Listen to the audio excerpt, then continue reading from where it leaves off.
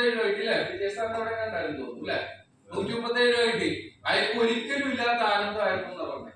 6 cigarette കഴിച്ചപ്പോ കിട്ടിയ 137 രൂപ. ഇനി അത് 10 രൂപയാണെങ്കിൽ നമുക്ക് സന്തോഷമാണ്. നമ്മുടെ ഒരു മൈൻഡ് സെറ്റ് ആണ്. തൊട്ടടുത്ത് ചിലപ്പോ ആ റേറ്റ് കിട്ടുന്നു. അപ്പൊ ഒന്നും വേണ്ട, നിങ്ങൾ വഴിയെ പോകുന്ന സമയത്ത് ഈ പെട്ടി ഓട്ടോറിക്ഷയില് സവാള 3 കിലോ 100 രൂപ എന്ന് പറഞ്ഞ എഴുതി വെച്ചിട്ടുണ്ട്, കണ്ടിട്ടുണ്ടോ? സവാള 3 കിലോ 100 രൂപ. ശരിക്കും കടയിൽ പച്ചക്കറി എത്ര ഉണ്ടെന്ന് 1 കിലോയ്ക്ക് 25 രൂപയാണ്. 3 കിലോ കഴിച്ച് എത്രയാവുള്ളൂ? 75 രൂപ. പക്ഷെ ആ ബോർഡിൽ ഇങ്ങനെ കാണുവാണ് 3 കിലോയ്ക്ക് 100 രൂപ, ഭയങ്കര ലാഭം എന്ന് പറഞ്ഞ എല്ലാവരും പോയിട്ട് അവിടുന്ന് മേടിക്കും. ഞാനും മേടിച്ചിട്ടുണ്ട്. ഞാനും മേടിച്ചതുപോലെ തന്നെ നേരെ അടുത്തൊരു കട. അപ്പോഴാണ് എനിക്ക് ഇതിന്റെ ടെക്നിക്ക് പിടുത്തം കിട്ടിയത്.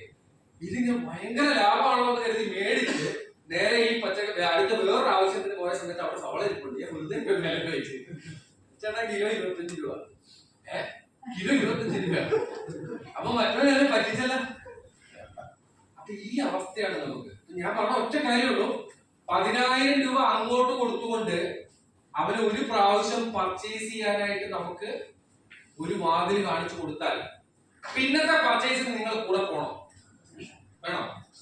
ന്യൂട്രാസ്യൂട്ടിക്കൽ പ്രോഡക്റ്റ് പറയണമെങ്കിൽ നിങ്ങൾ കൂടെ പോകണ്ടേ? പോണോ വേണ്ടേ?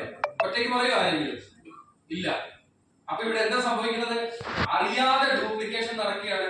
ഞാൻ അധികം ദീർഘിപ്പിക്കുന്നില്ല, സമയം വളരെ കുറവാണ്. ഒരു കാര്യം മനസ്സിലാക്കുക, ട്രെയിനിങ് വളരെ പ്രധാനപ്പെട്ട ഒരു ഘടകമാണ്. എന്തുകൊണ്ടെന്ന് ചോദിച്ചാൽ ഇവിടെ ഇരിക്കുന്ന എല്ലാവർക്കും നല്ല അറിവുള്ള ആൾക്കാരാണ്. സ്മാർട്ട് ഇ ഷോപ്പ് എന്ന് പറയുന്ന ഒരു സബ്ജക്റ്റിനെ കുറിച്ച് അറിയാത്തവരായിട്ട് ഈ ഇരിക്കുന്നതിൽ ഒരാള് പോലുമില്ല.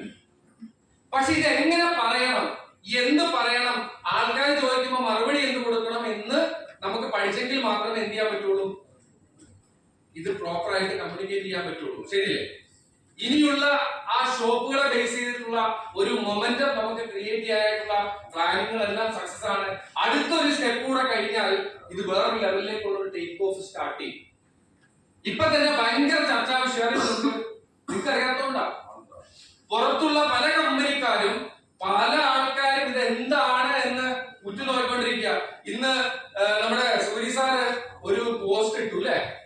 10 മിനിറ്റ് കൊണ്ട് എത്ര പേരാ സാറ് കണ്ടേക്കണേ? 200 പേരിലധികം കണ്ട്. അവര് ചോദിക്കുന്ന ചോദ്യം ഇതെന്താ പരിപാടി, ഇതെന്താ അല്ലെ ചോദിക്കുകയാണ്. അപ്പൊ ഞാൻ ചോദിക്കുന്നത് എന്താ പരിപാടി എന്ന് ആൾക്കാരെ കൊണ്ട് ഇങ്ങോട്ട് ചോദിപ്പിച്ചാൽ പറയാൻ എളുപ്പമായില്ലേ? അതിനുള്ള എല്ലാ സംവിധാനങ്ങളും നമുക്ക് ഇന്ന് നിലവിലുണ്ട്. പക്ഷെ ഒരൊറ്റ കാര്യം, നമുക്ക് വ്യക്തമായ ഒരു പ്ലാനിങ് വേണം. ഈ ട്രെയിനിങ് എല്ലാം ചെയ്യുന്ന അതിന് വേണ്ടിയാ. വ്യക്തമായ ഒരു പ്ലാനിങ് എന്ന് പറഞ്ഞ ഒറ്റ കാര്യമുള്ളൂ.